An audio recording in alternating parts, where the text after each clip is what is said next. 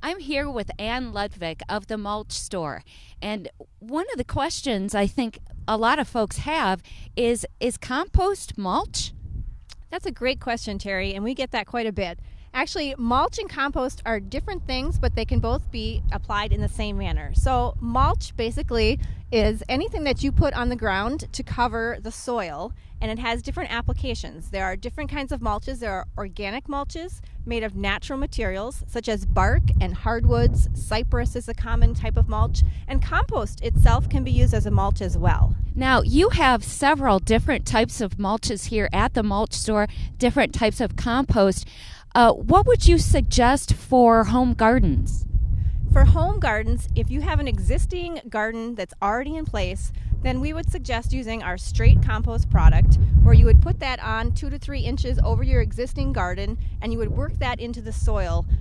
Fall is the best time to apply it. Spring is a great time too, before you put in your seeds too, but you want to make sure you incorporate that into your existing garden. If you're building a new garden, say a raised garden bed, you don't want to use that straight compost in that environment. It's too strong. It's like giving your plants too much nutrients all at once. So in that situation, you would want to use either a garden blend that has some sand, compost, and straight dirt in it, or a 50-50 blend that's compost and dirt combined. The rain garden blend has become quite popular.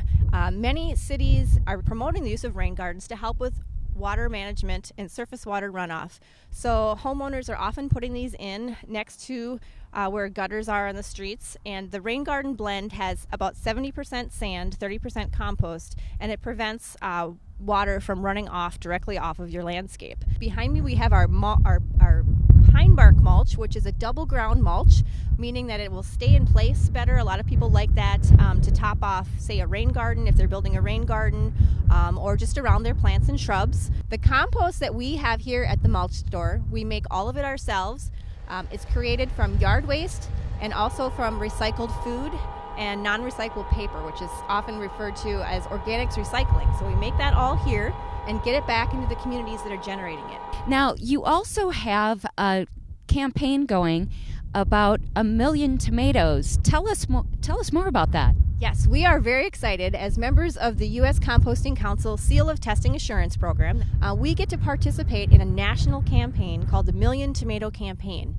And what that campaign is going to do is to promote the use of compost at the local level in community gardens. And what we'll be doing is donating compost to community gardens around the Twin Cities metro area.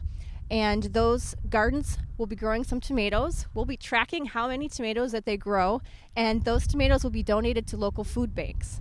And so as part of the national level, this campaign will be featured on some of the nationally syndicated television shows, and our role here is to promote it on shows such as yours and do some local press releases and work with the local gardens that are here and help them to grow their tomatoes properly.